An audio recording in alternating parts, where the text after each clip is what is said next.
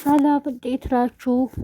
የነጆም ኩኪንግ ቤተሰቦች ሰራተኛዋ አደይ ተከታታይ ድራማን ይዤላችሁ መጥቻለሁ። ላይክ፣ ሼር፣ ሰብስክራይብ በማድረግ እስከ መጨረሻው አብረውን ይቆዩ። ዛሬ እንግዲህ አደይና ዴቭ የሰርጋቸውን ቀን ቆርጠዋል። የፍቅር እናት በጣም ደስ ብሏታል። በሚያስፈልጋችሁ ነገር ሁሉ እኔ ከጎናችሁ ነኝ። ይህን ውሳኔ ወስናችሁ ስለነገራችሁኝ ደግሞ በጣም ደስ ብሎኛል ትላቸዋለች። አደይ ዶክተሩን ማመስገን አለብኝ፣ ይህንን እንደወስን ያደረገኝ እና የረዳኝ እሱ ነው ትለዋለች ለዴቭ። ስለዚህ መሄድ አለብኝ ትላለች።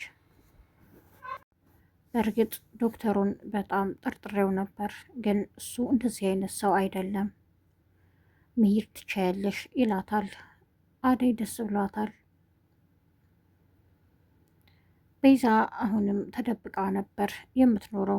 ከፖሊሶች ከህግ አታመልጭም ተብላ ነበር፣ ልትሰማ አልቻለችም። ስትወጣም ተደብቃ ስትገባም ተደብቃ ነበር።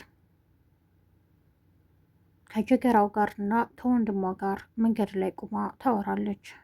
ድንገት ፖሊሶች ይመጣሉ። ዶክተሩም በመኪናው ወደ ቤቱ ሲያልፍ ነበር ያያት። ፖሊሶቹ ከርቀት እሷን እየተከታተሉ ነበር። ለማምለጥ ስትሞክር ዶክተሩ ወደ ቤዛ ይሮጣል። ፖሊሶቹ ደግሞ ወደ ጀገራው አመልጧቸዋል። ቤዛ ተይዛለች። ቤዛ አሁንም ክህደቷን ቀጥላለች። ከዚህ በፊት መድኃኒቶችን በመቀየር ሆስፒታል ውስጥ ብዙ ታማሚዎችን የጤና እክል እንዲደርስባቸውና አእምሯቸው እንዲቀየር አድርገሻል። ኦሪጂናሉን መድኃኒት በመቀየር ይላታል መርማሪው። ቤዛ አሁንም ክዳለች። እኔ ምንም ያደረኩት ነገር የለም፣ ተውኝ፣ እኔ ወንጀለኛ አይደለሁም። ይልቅ ስለ ሁሉም ነገር ዶክተሩን ለምን አልጠይቀውም ትለዋለች። እዚህ መበስበስ ፈልገሽ ካልሆነ እውነቱን ብትናገሪ አሪፍ ነው እያለ መርማሪውም ያጣራታል። ቤዛ ምንም ነገር መናገር አልፈለገችም። ምንም ነገር ፈቃደኛም አልሆነችም። መረጃዎቹ እኮ አንቺ እንደሰራሽው ያሳያሉ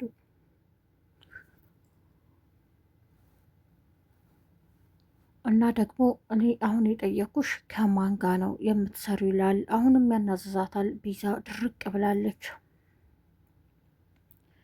ፍቅር ከዳኒ ጋር ተከትላ ትሄዳለች።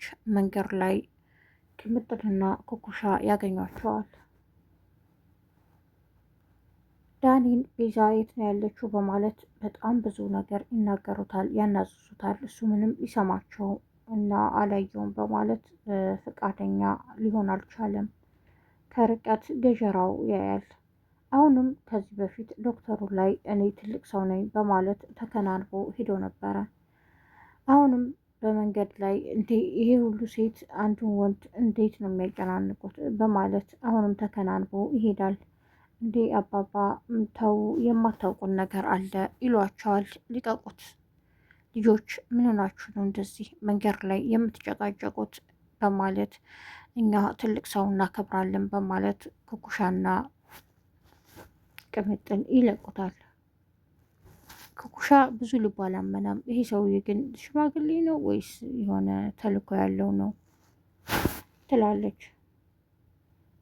በእሱ ምክንያት ያው አመለጠ ልጁ ትላቸውና ትታ ትሄዳለች። ጀገራው ግራ ገብቶታል። ኩኩሻ አዲስ አይደለሽም፣ የት ነው ማቀሽ ይላል። ወደ ተደበቁበት ቤትም ይሄዳል። ዳኒን ያገኘዋል። እህቴ የት ናት ይላል ዳኒም። ጀገራው እህትህ ታስራለች ይለዋል። ካለ እህቴ መኖር አልችልም። እህቴ ማለት ለእኔ ብዙ ዋጋ የከፈለችልኝ ናት። ስለዚህ እሷ እኔን አሳልፋኝ እንደማትሰጥ አውቃለሁ። ስለዚህ ሐኪም ቤቱ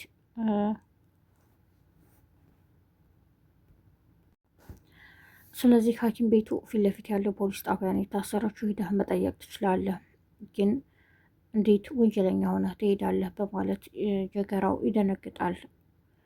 አይ እህቴ ማንንም አሳልፋ እንደማትሰጥ አውቃለሁ በማለት ተከትሎ ይወጣል። ጀገራው እባክሽን ወንድ አይሰማም፣ ሴቶችን የሚሰማ ከሆነ ተከትለሽ አረጋጊው ይላታል ፍቅርን። ፍቅር አሁንም ተከትላ መዞሯን ቀጥላለች። ዳኒ ደግሞ ሁለታችንም አብረን ከታየን እኔ ከተያዝኩ በእኔ ምክንያት አንቺ ወንጀለኛ እንድትሆኚ አልፈልግም ተመለሽ ይላታል። ፍቅር ልትሰማ ፍቃደኛ አይደለችም። ለሊ ለማዘሯና ለባቡሬ ቡና ፍልታ ቁጭ ብለው ያወራሉ። ከዚህ በፊት የምታደርጋቸውን ነገር ሁሉ እያስታወሰ ይነግራታል። ያኔ አእምሮሽ ብዙ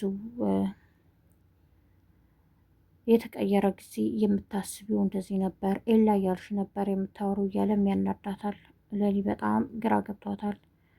እና ደግሞ ከጓደኛሽ ሰርግ በኋላ የኔ ሰርግ ነው ይላታል። ማዘሯም አዎ ትላለች። ለመሆኑ ማንን ነው የምታገባው ትላለች ለሊ። የሆነች ቆንጆዬ ልጅ ናት ይላታል። ለሊም እንዴ ማዘሯ አንቺ ታውቂያለሽ እንዴ ትላለች። አዎ ልጄን እኮ አይኑን አይቼ መረዳት እችላለሁ ትላታለች።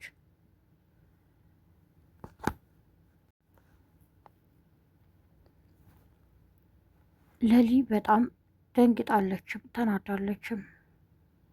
እንዴ ባቡሬ እንዴት እንደዚህ አይነት ነገር ሊያስብ ይችላል? እሱ ሌላ ሴት አስመስሎ ስለ ራሷ ነው የሚያወራት። እሷ ግን በጣም ተናዳበታለች።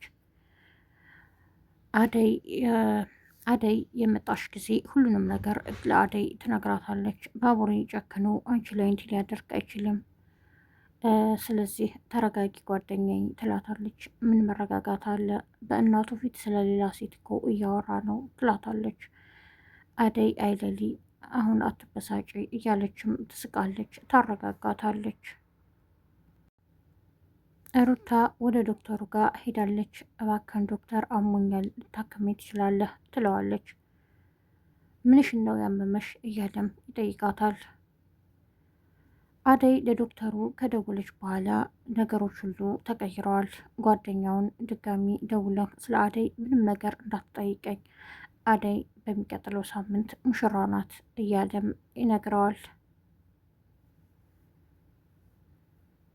ሩታ ስለ ዶክተሩ ለአሹ ትነግረዋለች። አሹ በጣም ይመክራታል። ልክ ሮማንን አያት የምትመልሰው ሁሉ መልስ እኮ ግራ ነው፣ እንደሷ መሆን አለብሽ እያለም አሹ ይመክራታል። የዛሬው ክፍል ይሄን ይመስል ነበር። በቀጣይ ክፍል እስከምንገናኝ ነጅሆም ኩኪንግን ላይክ፣ ሸር፣ ሰብስክራይብ በማድረግ አብራችሁ ስለቆያችሁ አመሰግናለሁ። በያላችሁበት የዓለም ዳርቻ ሰላማችሁ ይብዛ። መልካም ቀን ባይ